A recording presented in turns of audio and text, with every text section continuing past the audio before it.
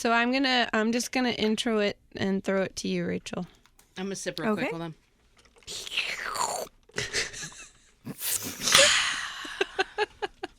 I have been recording for the last 3 minutes. That. Also, That's totally an outtake right there. My bad.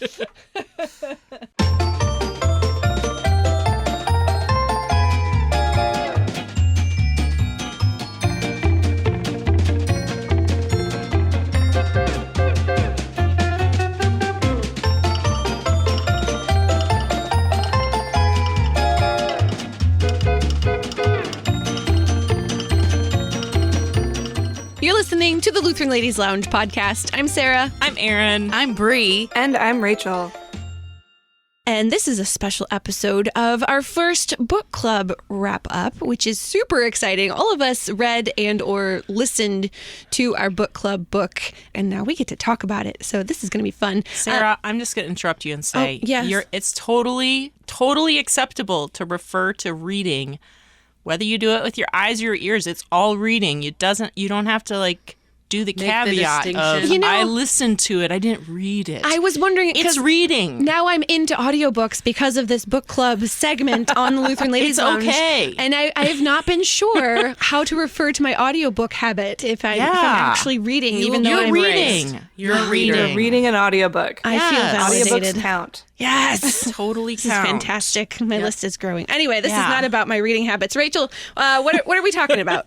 We are talking about, and this is our first book club pick, and I was super excited to read it with everybody, A Year Down Yonder by Richard Peck.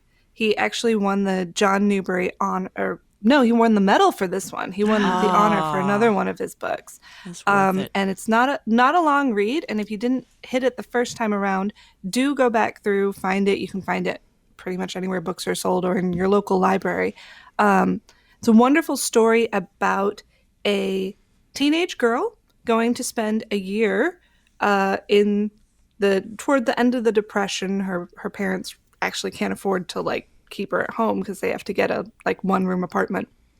So she gets shipped off for a year to stay with her grandma Dowdle in this small town in rural southern Illinois. Now, of course, that's one reason why I thought this would be a really good book for us, because I know there are a lot of Lutherans down in rural southern Illinois, including some who would probably feel very familiar, that the time and place of this book might feel familiar. And sure enough, a bunch of you on our Facebook group got the book, read it, loved it because it's hilarious. But also gets at some really sort of deep human issues, and we'll get into that here in a couple of minutes. But want to hand it off to you guys and ask, what did you think of our first book club book, A Year Down Yonder? I loved it. It's actually probably the first book that I've really legit read in a really long time. To be honest. I'm gonna agree with that. It's the first book that I've fully ingested that wasn't a textbook. Yeah. And it was quite enjoyable. It was so fun. Here's the other thing about reading, too. As an adult, this book was obviously not, that's not the main audience, I don't feel like. This is probably a book that I would have read in junior high or high school. Mm-hmm. Right. Mm-hmm. This is literature for children. It's a children's book. Yeah. However, I don't want that to necessarily take away from the enjoyment of it. And I just feel I don't know, I read kids' books. And it shouldn't. I mean, the Narnia books are children's books. The Hobbit was written for children.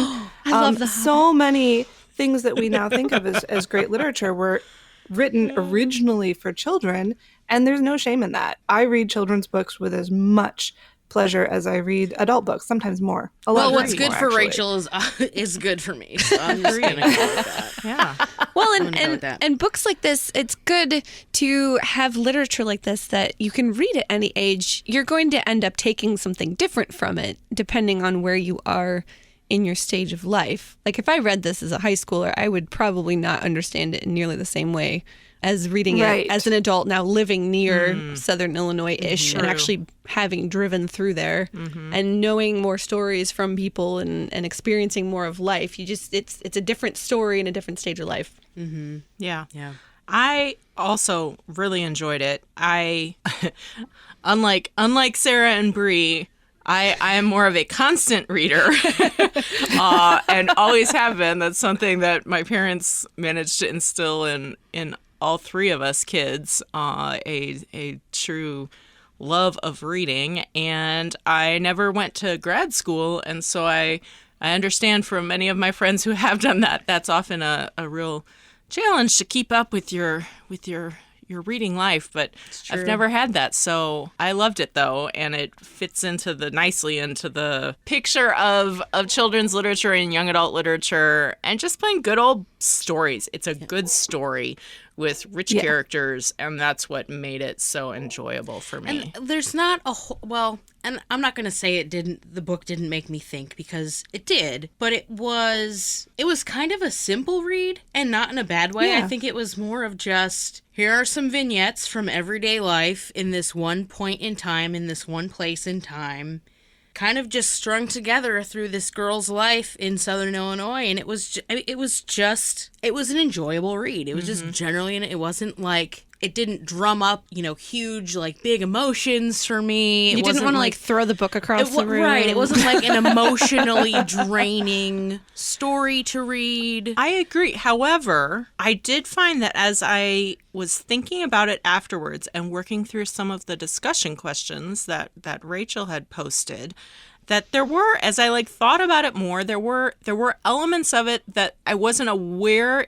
It flew by me initially when I was reading. It didn't really sink in, but on reflection, there were actually parts that did make me more, that gave me more pause, that made me more uncomfortable and made me think more. Right. But I didn't run into those while I was reading. It was more afterwards, on reflecting, on looking at the whole story. That's when I started noticing them. Right. Yeah. I would agree with that. Well, since you've mentioned those questions, and I agree with everything you've said, sometimes you just want to read a book that's a good story. But it is possible to write a book that is just a good story, but that also has a whole lot going on beneath the surface. And that's one reason I love this book. Now, on our Facebook discussion group, we had, and people had a little trouble finding this, so we're going to do it differently next time. But if you want still to jump into this conversation, there's no reason you can't. Go to our Facebook discussion group, the Lutheran Ladies Lounge, and you'll see somewhere on that homepage is a topics for conversation, and there's a book club tag. Find that book club tag or search for it, and you're golden. You will find all 14-ish posts on this topic. And there's some discussion questions that you can jump in on still. But what I wanted to do here was to have each of you three, our in-studio portion of the Lutheran Ladies Book Club, pick one of those discussions for us to talk about a little bit on air. And for those of you who missed them the first time, we had 6 questions. I was going to do more, but these were going so well. Why belabor that? One asked about the historical details in the book. One talked about notions of freedom and the American dream. One talked about ideas of beauty and body image. One was on war and veterans and how we remember our shared traumas. There was one on community and relationships, and one on the burdicks. And you're just going to have to read the book if you haven't yet to understand what I mean by burdicks. The burdicks. So, I'll throw it to you first, Sarah. Which question would you like to talk about? So I'm a bit of a closeted, not so closeted anymore history nerd, because now that I'm into audiobooks, door done swung open, girl. All I'm reading is historical fiction now. So I want to talk about the history, because that's what really makes me jazzed up about books and things.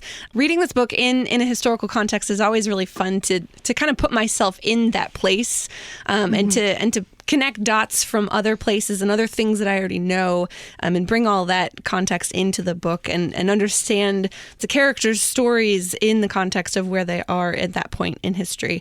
The discussion question on Facebook was really interesting. I always love hearing people's stories about their grandparents. It's always because so many of us have a shared experience. So many of us Americans, anyway, that grew up maybe in the Midwest, we have this shared experience of hearing grandparents' stories from Depression era, and so many of us share a lot of that same history, even if they lived that time maybe in a slightly different way. There's that all of the shared history of making things last as long as possible, and not throwing things away, and recycling as much as you can, making as much as you can. Even if you're not like a maker by trade, you become a maker because it's what you have to do in order to survive in a time like that. And also knowing more about land and about animals and about how to survive when you just don't have a lot. I think someone mentioned we've lost that. Oh, it was Elizabeth Allman. That maybe those of us who don't live in country and farmland anymore, we've lost a little bit of that ability to live off the land and to be very resourceful with things. Maybe not any fault of our own, but just because of our own circumstances, that we just don't have to anymore. And that's something I want to actually learn more about. Now that I've married into a farming family, a lot of my reference for this time period actually comes from my grandparents-in-law, my husband's grandparents, because they actually grew up on a farm. They died more recently, so I know them better. And just knowing all of this stuff from my husband's grandma, the way that she would make food, save stuff, all of this kind of rang truer to me because I know of my husband's grandmother's experience in really rural Midwest farmland. Let's go back 50 plus years, and how many people were like turning tail, being like, we want to move away from this hard, heavy labor as much as possible. Like, this is this home from the future. It will make your meals for you in 2 seconds. Like, and now we see sort of this movement back. Sarah, I don't think you're the only one that they want to learn how to make stuff with their hands. They want to make their dollar go further. They want to make their food go further. And so, yeah, I think that there is definitely sort of this desire to move back to this, simpler, quote unquote, less technological time. Well, and relying on, not having to rely on other people for stuff. Right. Like having a farm, having chickens, knowing how to make stuff so that you don't have to rely Trap your on own furs for train tickets. There you go. Basically. Yeah. Well, one reason I asked the question the way I did on Facebook, I was trying to get people to bring out their stories, because whenever I read historical fiction, my first instinct is, I want to sink myself into this world imaginatively and really get a 360 view of what life was like in this time and in this place. But my second instinct is to put on the brakes and go, wait a minute, is this actually the way it was? Right. Is this actually accurate? And so I wanted especially to bring in voices from some of the slightly older than me ladies in the lounge and bounce it off them and say, you read the book. Is this how it really was? And what I read in comment after comment was, yeah, this was kind of. I love this comment by Denise Muley. I'm probably mispronouncing her last name. She says she was raised, or her mother's family was raised in a coal mining company town. Yes. In the summer, the miners did not go to the mines, so the whole community went into the mountains of Wyoming and lived off the land, hunting rabbits and fishing. My mother had one pair of shoes a year in the fall for school. Wow. By summer, she had outgrown them and so went barefoot. She and her 3 sisters shared one double bed their whole childhood, 2 at the head, 2 at the foot, and all the legs in between. That is amazing. That's the sort of thing that we couldn't really make up. And if we did make it up, we'd go, nah, no way did they actually live that way. And yet we see this resilience, this resourcefulness, this hard work and make do with nature. And that comes through so well in the book, but it turns out it's actually accurate, which is great. I could talk about this all day, obviously, but Erin, what was the question that most spoke to you when we were talking about the book online? Yeah, I was really struck by the question on the topic of beauty.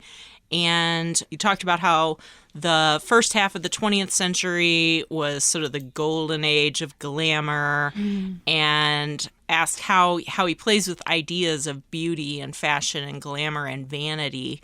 And who's beautiful, what makes them beautiful, how much does outward beauty actually matter? That is something that I don't know. Beauty is there's whole, how much time you got? Exactly. That's a giant topic of its own. Through the ages, it's always been a topic. But some of the people who were participating, they had some different thoughts on it. One, Diana Albers talked about how Grandma Dowdle never stopped working to provide for Mary Alice and herself. She didn't take anything for granted, but also that other people often seemed to look down on her because of her outward appearance, and she had no patience with their inward qualities, like the DAR. Grandma had no patience with them for their inward qualities. That then sort of made me think about my own approach, because the people who know me in person and even on social media who know me more that way know that I enjoy fashion. I enjoy selecting how I am going to present myself. I don't know that it's necessarily that I'm always aiming for typical beauty, but I like to use my physical appearance as a way to communicate. And not everyone likes taking that approach, but I think everyone does that. And then it made me wonder, we all take in that communication as well from other people, and how often do I not have patience with people? And because that was an aspect of Grandma's personality that, much as I liked her, that was also an aspect of it that I was sometimes not so comfortable with, that she was sort of harsh. She's a complicated woman. Yeah, she was. She was. Rachel, you had the comment that characters who let their external appearance drive who they think they are and how they think others should see them can come across as laughably ridiculous. And, there's been times through the years that I'm sure I've come across as laughably ridiculous. Yeah, thinking here of high school. Of Hello. Mrs. L.J. Weidenbach. Mrs. L.J. Weidenbach in her shoes that are too small. Yes. And it makes her walk ridiculously. Carlene Lovejoy shaving off her eyebrows to paint on new ones. That was actually silly. something that I remember. So she did not shave them off, I don't think. But my grandma, my dad's mom, apparently when she was young, she either shaved or plucked her eyebrows because that was the fashion, and they never grew back. And so her whole adult life, then she always drew on her eyebrows, and that was just how I knew her. And at some point, I think I asked, and my dad was like, "Oh yeah, when she was young, she did that, and they never grew back." So that was another instance of, I'm like, hey, this is ticking off a little piece of history that matches with my shared experience of my own family's history. And I think with fashion being cyclical too, like I just think about my childhood's coming back to haunt me. Right, like when I was in high school, like thin, defined, like that was that was in vogue. Thin eyebrows, straight hair. Like now your grandma with eyebrows not on fleek is what the children would say, because now they're like big and giant. That's true. Kelly Rufato had a comment about Grandma that her attitude towards beauty doesn't demonize getting fancied up at times, which this type of character might do if not balanced. And actually, I disagree a little bit, because I think Grandma's attitude does a little bit lean towards that, but not fully. I think she's not there. But she goes on, and the second half of her comment says, being fancy is just not where she finds her identity or her confidence. And that I totally agree with. Grandma not using that as the only way. It was more of she uses it very intentionally because she's confident in who she is. Therefore, she chooses very intentionally when she wants to actually dress up and be all fancy and put on the Ritz, and when she's like, no, I need to be dealing with the cat out in the shed and digging through and repairing, I don't know, going out and hunting foxes and things like that. That's not the time to wear your high heels. No, it's not. And so she did not let her outward appearance be the primary driver. She's intentional about how she chose to present herself based on the function. I guess function over form maybe is what I would get at. I think maybe is it more of like her attitude informs how she dresses and not the other way around? Is that what you're suggesting? Yeah, because I think so many people use fashion to portray a certain attitude or belief or posture, but I think Grandma Dowdle maybe uses who she is and her beliefs and her etc. to inform how she dresses, how she presents herself. Yeah, that's a good way. Although to an extent, I'm not so sure how easy it is to separate them out, because I do think you're right in that is more the prioritization that she would give to that. I don't know. I found it very thought-provoking. Go ahead. One thing that didn't come up in the discussion, and I was kind of curious as to whether it would or not, is something that I noticed on reading the book, and that is the actual main character, Mary Alice. We actually don't know very much about what she looks like. You know, she has two dresses. She wanted a Cuban heel. She had a finger wave when she showed up, but her hair grew out and her grandma had been cutting it. We don't know what color her hair is, her eyes. We know she's somewhat larger in stature because she takes after her grandmother. It's genetic. But we know next to nothing about this teenage girl. And most other books like this that focus on a teenage girl heroine, you would know everything. Yeah, that's true. You know everything about Carleen Lovejoy. You don't about Mary Alice. And I think that really helps you think about her as, ironically, as being a person rather than, a fashion plate. It also, for me, reinforces this book's message that what a person looks like isn't nearly as important as what they do and how that reveals their character. It was also easier for me anyway to actually put myself in her shoes, because I didn't know what she looked like, and her physical appearance isn't shown much, so that makes it easier for me to be like, oh, this could be me in a different time and place. For all we know, she looks just like me. I don't know. Right. Yeah. Well, unfortunately, really Rachel, she looks move. like me, so Sorry.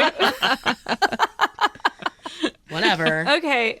Bree, I think you're the one who hasn't picked a question yet. I have not picked a question. Dig into. So, I believe the question that I was very interested in had to do with neighborliness and how we treat our neighbor, specifically those that are not a whole lot like us, or maybe they are the neighbor that has a reputation, or I don't know, just generally different or disruptive. Namely in the form of the Burdick family. So I pulled up your question. I'm going to just read some of it so that you all have some context where I'm coming from here. The Burdick family is played for laughs throughout the book, but peel away the laugh lines and it's hard to see them as anything other than a multi-generational tragedy in progress. Poverty, crime, incarceration, unwed teen motherhood, and lack of education are just a few of the social ills plaguing this family. The community's response to them runs the gamut from self-defense to damage control to quarantine to darkly humorous resignation, but nothing, short of removing children from it and bringing them up in anonymity, seems to make any positive difference. How, if at all, could Grandma and her community perhaps have done a better job of being neighborly to someone like the pregnant high school dropout Mildred Burdick? And how can we, in our own communities, do a better job of loving and helping the Burdicks around us? And I think that was an excellent point to bring up. I wasn't sure if it was like my own baggage or like the fact that I am sort of a self-described city slicker and I just don't get the country lifestyle or, you know, the romanticizing of a certain way of life. But once I had read that question, Rachel, it actually, I think, kind of clicked for me that as resilient, as resourceful, as funny and kind and loving as the people are in that book, there's still sort of this, I don't know if it's a fear of vulnerability or a willingness to sort of dwell in discomfort with the others in our communities, to the extent where the people who are different from us are the butt of jokes or are pranks or having your horse run away and you have to walk home 5 miles in barefoot kind of. That'll teach him to bully people. Right. Like, I think we can read this story sort of anachronistically when we talk about sort of this movement towards an anti-bullying culture that we are in now, sort of these giant strides that we're trying to take to end bullying in schools and on the internet. And you look at an example like this story and how the Burdicks are treated, and it's actually kind of sad that these people, these heroines in this book, and these good people still sort of look down upon people who are different or don't have their lives together.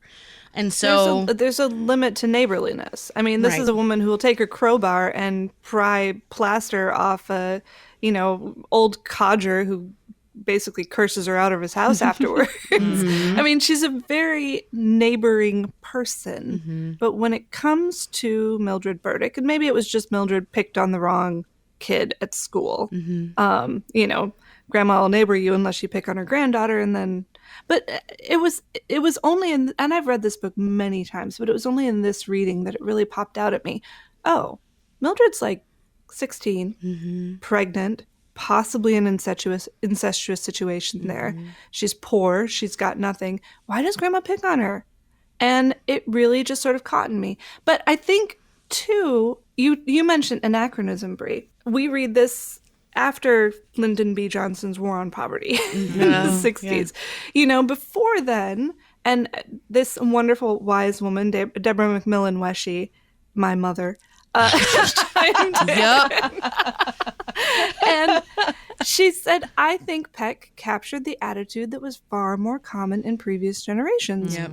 God helps those who help themselves. Mm-hmm. Cleanliness is next to godliness. The apple doesn't fall far from the tree. Yep. And how there was this idea that you were responsible in some way for the mishaps that befell you, and that you needed to sort of play a role in getting yourself out of those mishaps. But it's tough because I don't know where I stand on the Burdick issue. Was Mildred an absolute jerk to someone who needed a friend? Yes. Did she deserve to have to walk home pregnant, apparently, 5 miles without shoes? No. So I don't know.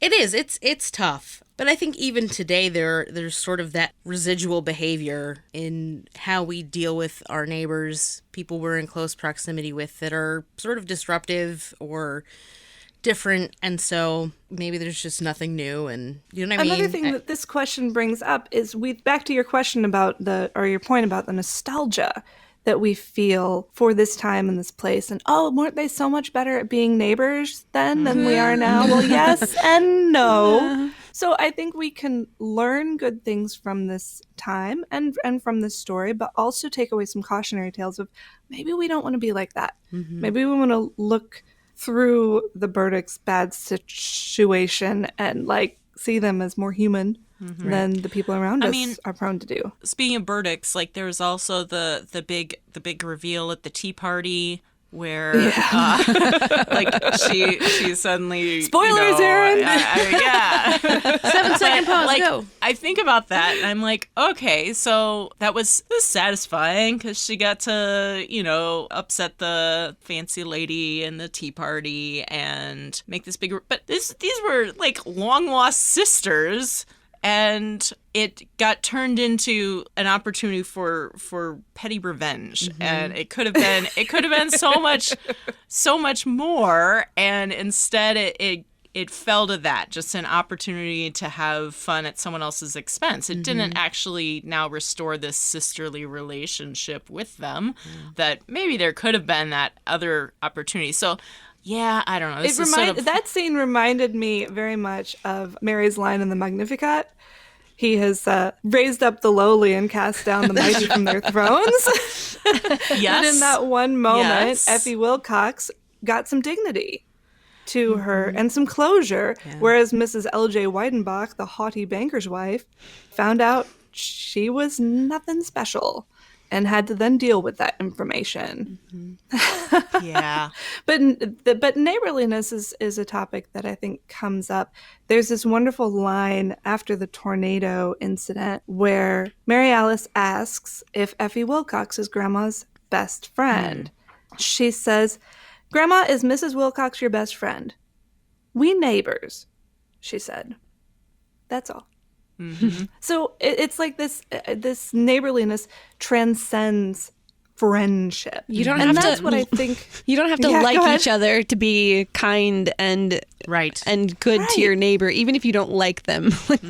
And that's a lesson I think we can take into our churches too, because here we have this community like a small town that has all sorts of different kinds of people with different backgrounds that wouldn't necessarily maybe choose to be friends if they were out on the open market, but they're drawn together by the gospel. They're united in Christ, and they're stuck to one another whether they want to or not. So are you best friends with the person you sit, behind in church? Doesn't matter. We're neighbors. Right. And so that, I think, can translate into our church relationships as well. Of course. Yep. Empathy. Empathy keeps coming up in these podcasts. What? Good. We need more empathy. We all need more empathy. Yes. So, true. Any more comments, questions, concerns, etc. on this book before we sort of close it and move on to the next one? I hope the next one is as good as this one. That's all I have to say. Oh, I want to know what the next one is. Follow. Okay. Well, as before, I want you guys to help me pick because I can't choose these things on my own. I need I've got it narrowed down to 6 for now. But before we pick our book, I just want to mention to people out there, I know that some people had trouble finding our Facebook conversations on this book, and we're going to try and make it easier for you next time. Rather than having our book club discussion sort of floating out in the giant thread of prayer requests and cookie photos and things like that that go on every day, we're going to actually create an event for each book discussion. Once we create that event, all you have to say is, I'm going, or I'm interested. You won't actually have to show up anywhere physically. But that way, when new comments are posted in this particular discussion, you'll get an alert right away and you can chime in, and we'll hopefully be able to keep the conversation a little bit more accessible to people that way. We'll see if it works. So watch for those. We'll see. This is an experiment. We got to make this work, guys. So what is that next book going to be? We had a topic, a genre left over from last time that I thought we might want to revisit, and I'll add one more genre. So you guys get to pick of 2 genres. One, more historical fiction, but this time from the perspective of an older but wiser narrator. Genre number 2, we'll go somewhere completely different, nonfiction. Nonfiction that is almost guaranteed to make you the smarty pants at your next church function. Oh, man, that is a hard choice. That is not a hard choice. That is both the things I love. No. Whatever we pick, we'll save the other category for next time. So this won't be the last you hear of it. You're not actually eliminating anything. So I think we should do nonfiction. And I'm not even normally a nonfiction person, but I think it's good to have a little rotation. I'm not smart enough. But that's my vote. You are smart enough, Bree. What do you mean you're not smart enough? That's why you read. Also, I'm really curious what interesting nonfiction you're going to give us, because I also don't read it. Well, that's not true. I read a lot of nonfiction on Google. Does Wikipedia count? That's the internet. Everything on this real count. Here are your 3 choices for Smarty Pants nonfiction. Okay. Oh, boy. Would you rather read a book that made you the Smarty Pants at the church coffee hour, at the church rummage sale, or at the church Oktoberfest? Oktoberfest. Rummage sale. Are you going to say coffee hour? You might have to tiebreaker this one for us. I'm going to go with rummage sale. All right, that's fine. Yeah. Okay, I'm super excited about this because I've been hearing good things about this book. I have not actually read it yet, so hopefully it's not awful. but it's just great. It's just recent. It was just out in November. Give me a break. Oh, okay. That's fine. What have you been doing? Our next. What do you do all day? I've got to sit first. That's sigh. We love you, Rachel. Okay, so as with our previous books, I do vet all of these to make sure that they are previous books. One book. Make sure that they are available in hard copy, audiobook, and ebook. And this one is. So we are going to be reading Secondhand, Travels in the New Global Garage Sale by Adam Minter. What? So Looking that up real quick. Yeah, like we all gonna go look this up. So here's a little excerpt from the Amazon description. Downsizing, decluttering, a parent's death. Sooner or later, all of us are faced with things we no longer need or want. But when we drop our old clothes and other items off at a local donation center, where do they go? Sometimes across the country or even halfway across the world, to people and places who find value in what we leave behind. So I think this book looks really fascinating. I am a huge thrift shopper. I'm a huge rummage sailor, and I donate tons of stuff, and I buy tons of stuff. And I'm just one way station on the global thrift journey for all this stuff. But Same. I'm really looking forward to reading this, and I think it'll be a really eye-opening look at what we do with stuff when we're done with it. FYI, the release date for this on Audible is February 4th. Oh, That's okay. right around the corner. That's plenty of time. So this is a #1 bestseller in waste management. So there's that. Whoa, that sounds great. That's a whole category. That is a whole category. So anyway, I look forward to reconnecting with you at that in a month or 2 months probably, and then we'll revisit historical fiction at a later date. Okay, that's fine. All right. It's okay. Cool. I'm not mad. So Secondhand travels in the new global garage sale. That's our new book. By Daniel. Yes, Adam Minter. I'm really excited about this one too. I'm a huge. I think probably my entire wardrobe is Secondhand, and I'm not shy about telling people that when they tell me that they really like something I'm wearing. I'm like, you know where I got this?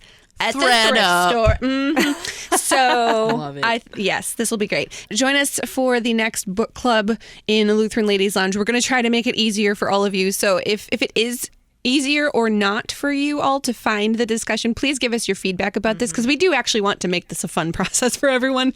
And I did hear several people that say that it was a little challenging for them to be involved the last time. So we do want you all involved. So please tell us if it's working or not for you, and we're going to figure this out. So our next book is Secondhand Travels in the New Global Garage Sale by Adam Minter. Go find it however you like to read your books. You can find all of our podcasts at kfuo.org/Lutheran Ladies Lounge. Of course, join us in our Facebook group, the Lutheran Ladies Lounge. You can find all of our discussions beyond books, if books aren't really your thing, but books really should be your thing because they're really fun. If I can read, you can read. It's true. You're listening to the Lutheran Ladies Lounge podcast. I'm Sarah. I'm Erin. I'm Bree. And I'm Rachel. I was testing sound effects.